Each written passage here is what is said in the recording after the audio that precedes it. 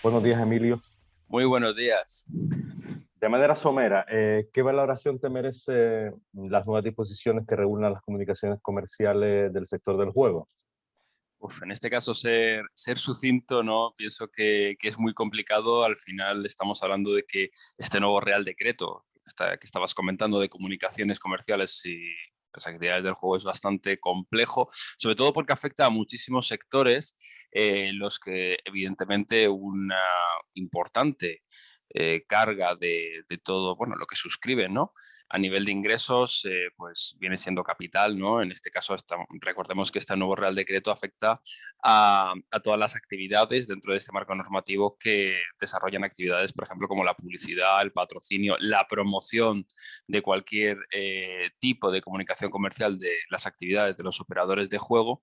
Y de alguna forma sí pienso que puede tener un impacto realmente de negativo y quizá el que más ahora mismo se está haciendo entrever en el mundo del deporte con los clubs, dado que, como estaba comentando, una de las mayores fuentes de financiación que tienen los equipos deportivos precisamente es, o era, bueno, ya en este caso casi hasta el 31 de agosto que tienen para finalizar este tipo de contratos, eran a través de patrocinios, a través de la publicidad, de la difusión publicitaria con los principales operadores de juego.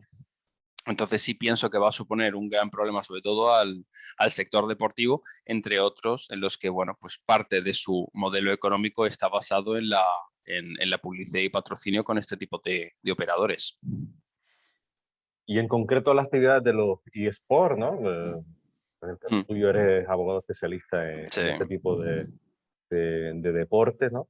Mm, ¿Cómo afectaría? Hay personas bueno, que tienen patrocinios de este tipo, mm, que de manera indirecta se van a ver afectados. ¿Cómo va a mm. ser este impacto?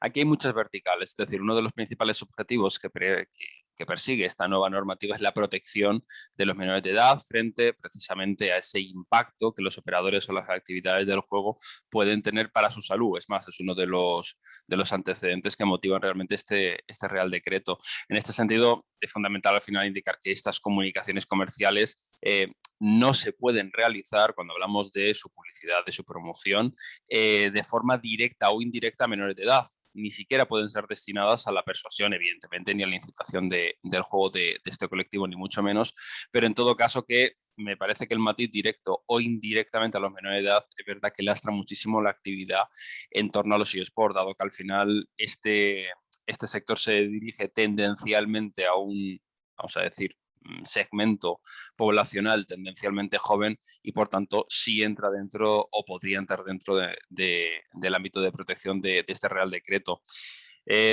Otros puntos que quizá podríamos tener en cuenta, porque al final lo que más afecta lo diré, a este nuevo Real Decreto precisamente es el marco de las comunicaciones comerciales en el margen de los patrocinios.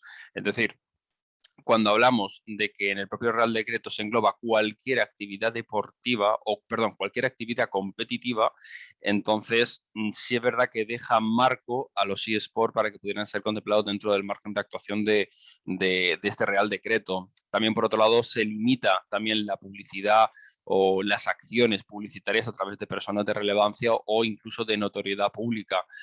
Por tanto, la propia normativa ya de por sí lastra una pata muy importante del sector, como pueden ser, por ejemplo, el trabajo con los creadores de contenido, talents, streamers, que realmente, pues bueno, pues también podrían tener una fuerte incidencia y, y por otra parte también, pues también tenemos que tener en cuenta que los acontecimientos de esa naturaleza competitiva también están ahora mismo lastrados a un margen eh, para su emisión, en este caso está contemplado desde la 1 hasta las 5 de la mañana.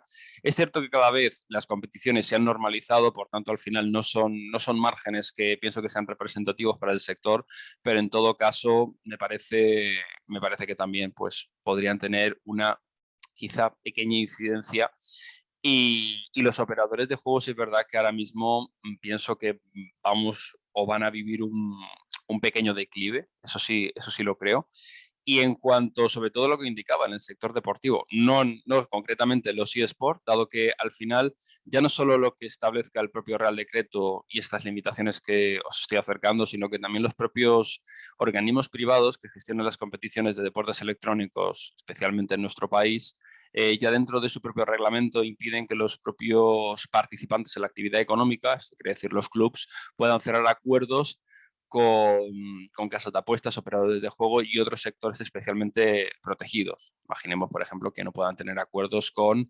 ningún tipo de empresa que se dedica a la pornografía, bebidas alcohólicas, en este caso también, como estaba comentando, operadores de juego, entre otros. Por tanto, al final, ya no solo la regulación pública que el Estado pueda hacer de esta actividad, sino también la propia regulación privada que el sector se ha otorgado a sí misma, independientemente de que después los clubes pudieran cerrar acuerdos, pero que evidentemente se encuentran ahora mismo lastrados por esta regulación pública.